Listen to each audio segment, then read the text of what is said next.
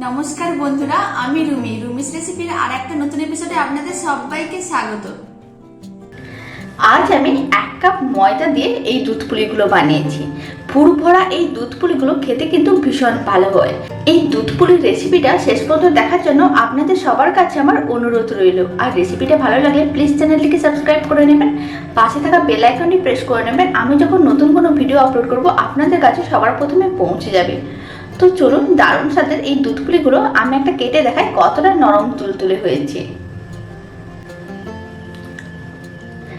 আপনারা দেখুন দুধ পুলিটা কতটা নরম তুলতুলে হয়েছে।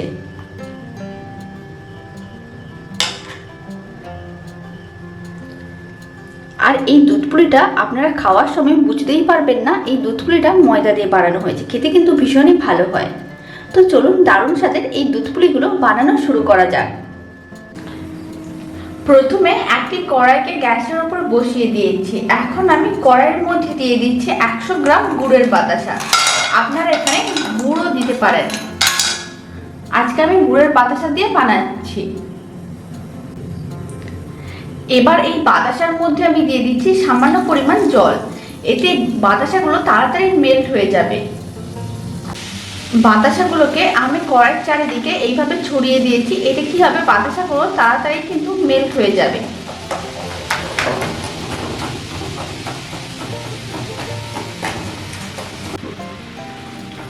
এখন আমি প্রায় 2 মিনিট পরে দেখাচ্ছি।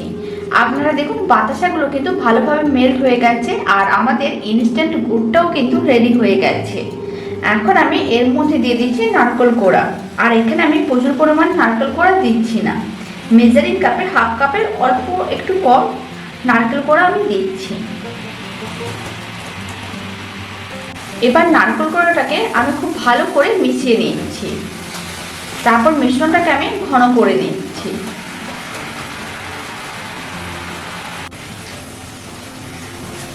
আপনারা দেখুন মিশ্রণটা কিন্তু ঘন হয়ে গেছে। এইভাবে আমি আরো 1 মিনিট নাড়াচাড়া করে নেব। মিশ্রণটাকে আমি আর একটু ঘন করে নেব। এইভাবেও আপনারা দুধ পুলির জন্য পুরটা বানিয়ে দেখবেন, খেতে কিন্তু খুবই ভালো হয়।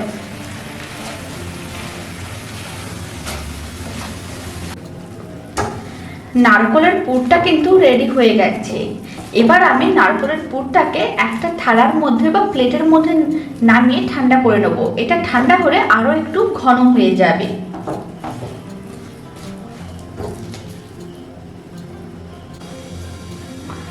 এখন আমি আবারও কড়াইটাকে গ্যাসের উপর বসিয়ে দিয়েছি। কড়াইয়ের মধ্যে আমি দিয়ে দিচ্ছি মেজারিং কাপের 1 কাপ জল।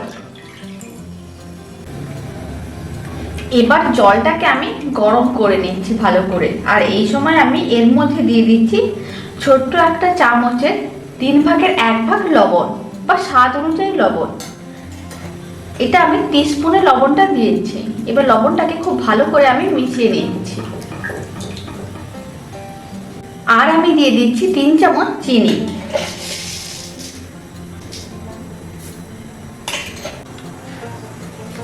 এবার চিনি নুনটাকে আমি জলের সঙ্গে ভালো করে মিশিয়ে দিচ্ছি। আর চিনিগুলো আমি মেল্ট করে নিচ্ছি। জলটা ভালো করে গরম হয়ে গেছে। চিনি ও নুনটা জলের মধ্যে ভালো করে মেল্ট হয়ে গেছে।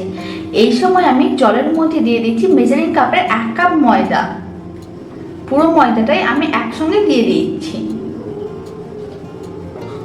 এবার ফ্লেমটাকে আমি লো টু মিডিয়াম করে দিয়েছি। এখন ময়দাটাকে এইভাবে ভালো করে মেখে নিতে হবে।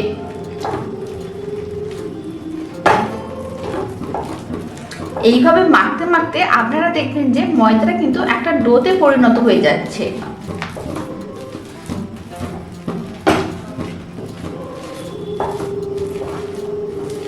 এইভাবে একটু চেপে চেপে ভালো করে মেখে নিতে হবে।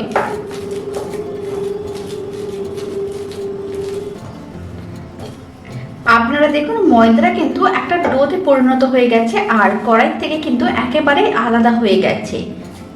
এবার আমি এই ডোটাকে কড়াই থেকে নামিয়ে একটা থালাতে নিয়ে নিয়েছি। আর আপনারা যদি ননস্টিকি কড়াই করেন তাহলে কিন্তু এইভাবে আলাদা হয়ে যাবে। আর এমনি কড়াইতে করলে এই সময় আপনারা 1-2 চামচ তেল দিয়ে দিতে পারেন, তাহলে খুব সহজেই কিন্তু কড়াই থেকে আলাদা হয়ে যাবে। আর পিঠেটাও অনেক বেশি নরম তুলতুলে হবে। এবার ফ্লেমটাকে আমি অফ করে দিচ্ছি আর ডোটাকে একটা থালার মধ্যে নামিয়ে নিচ্ছি। থালার মধ্যে আমি ডোটা নিয়ে নিয়েছি। এবার গরম অবস্থাতে এইভাবে একটু ভালো করে মেখে নিচ্ছি। এইভাবে আমি 3 থেকে 4 মিনিট ভালো করে মেখে নেব। এইভাবে একবার বানিয়ে দেখবেন, ভীষণ নরম তুলতুলে হয় দুধ পুলিগুলো, আর খেতেও কিন্তু অনেক ভালো হয়।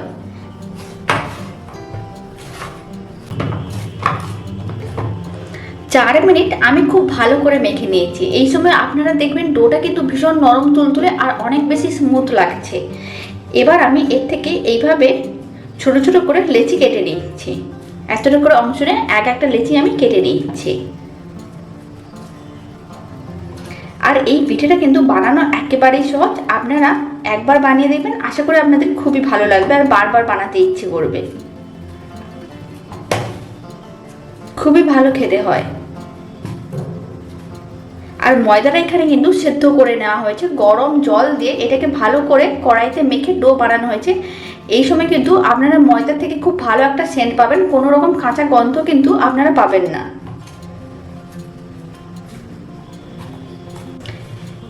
এখানে আমি 1 কাপ ময়দা দিয়ে অনেকগুলোই লেচি বানিয়ে নিয়েছি। এবার এই লেচিগুলো একটাকে নিয়ে আমি এইভাবে গোল বলের মতন করে বানিয়ে নিয়েছি। এইভাবে আমি সমস্ত লেচিগুলোকে গোল বলের মতন করে বানিয়ে নিয়েছি। সমস্ত বলগুলো রেডি হয়ে গেছে। এখন আমি একটা বল নিয়ে নিলাম, তারপর আমি এইভাবে একটু চ্যাপ্টা করে নিচ্ছি। আর ওইদিকে যে নারকেলের পুরটা বানিয়ে রেখেছিলাম সেটাও কিন্তু ঠান্ডা হয়ে গেছে। এখন আমি মাঝখানে কিছুটা পরিমাণ নারকেলের পুর দিয়ে দিচ্ছি। নারকেলের পুরটা কিন্তু ঠান্ডা হওয়ার পরে বেশ অনেকটাই শক্ত হয়ে গেছে। এখন আমি এইভাবে ভালো করে আটকে দিচ্ছি। খুব ভালো করে আটকে দিতে হবে।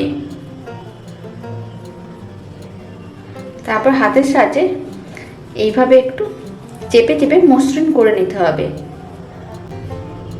মসৃণ হয়ে গেছে। এখন আমি এইভাবে আবারও একটু লম্বা করে নিচ্ছি, তারপর একটু চ্যাপ্টা করে দিচ্ছি।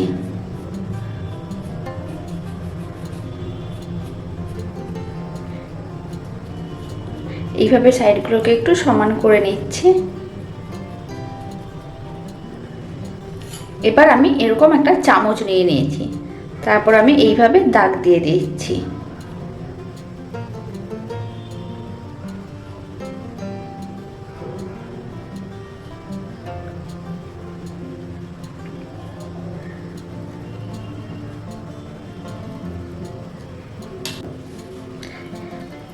আপনারা আপনাদের পছন্দ মতন যে কোনো ডিজাইন এই দুধ পুলিটার উপরে দিয়ে দিতে পারেন।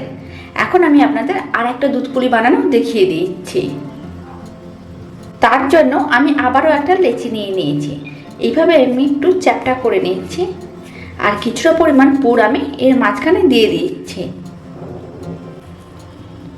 এইভাবে আমি কিছুটা পরিমাণ পুর দিয়ে দিলাম, তারপর একইভাবে ভালো করে আটকে দিচ্ছি। খুব ভালো করে আটকে দিতে হবে যাতে খুলে না যায়। তারপর আবারও দুটো হাতের মাঝখানে এইভাবে রেখে ভালো করে মসৃণ করে নিতে হবে।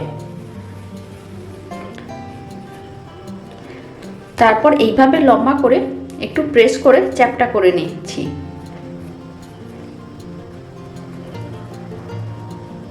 এখন আমি আপনাদের আর একটা ডিজাইন দেখিয়ে দিচ্ছি। তার জন্য আমি চামচ দিয়ে প্রথমে আমি এইভাবে একটা লম্বা দাগ দিয়ে দিলাম, তারপর এইভাবে সাইডে দিয়ে দাগ দিয়ে দিচ্ছি।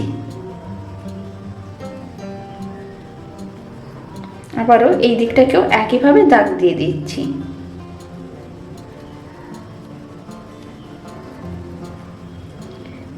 এইভাবে আমি সমস্ত পিঠেগুলো রেডি করে নিচ্ছি। তারপর আমি একেবারে একসঙ্গে দেখাচ্ছি। সমস্ত পিঠেগুলো রেডি করে নিয়েছি।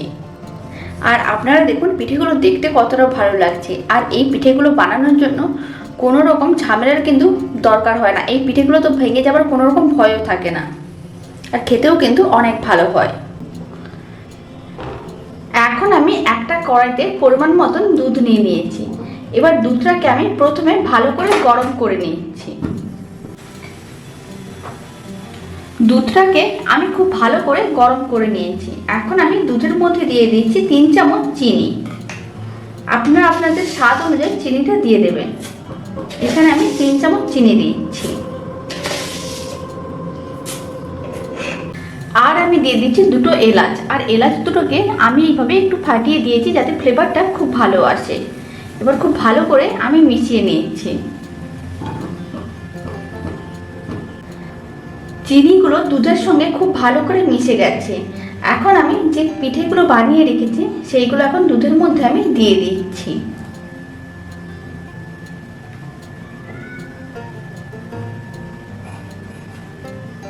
সমস্ত পিঠেগুলোই আমি একসঙ্গে দিয়ে দিচ্ছি।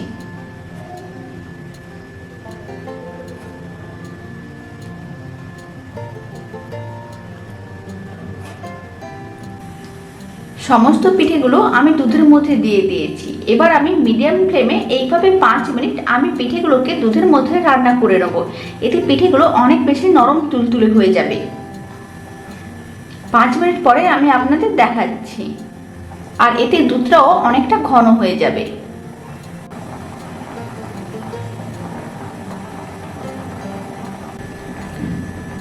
পাঁচ মিনিট হয়ে গেছে। পিঠেগুলো অনেক নরম হয়ে গেছে আর দুধটাও অনেকটাই ঘন হয়ে গেছে। এবার আমি ফ্লেমটাকে অফ করে দিচ্ছি আর পিঠেগুলোকে আমি একটা পাত্রে নিয়ে দেখাচ্ছি। এখন আমি দুধ পুলিগুলোকে একটা মাটির পাত্রের মধ্যে নিয়ে নিচ্ছি।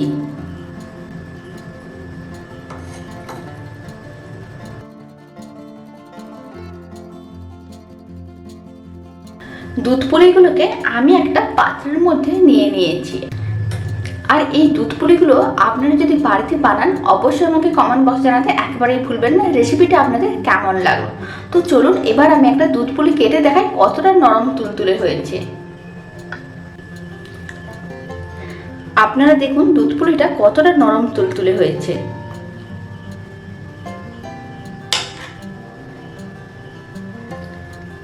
আর এই দুধ পুলিটা আপনারা খাওয়ার সময় বুঝতেই পারবেন না এই দুধ পুলিটা ময়দা দিয়ে বানানো হয়েছে। খেতে কিন্তু ভীষণই ভালো হয়। তো চলুন ভিডিওটাকে আমি এখানেই শেষ করছি। আপনারা সবাই ভালো থাকবেন, সুস্থ থাকবেন। আপনাদের সঙ্গে আবারও আমার পরবর্তী ভিডিওতে দেখা হচ্ছে।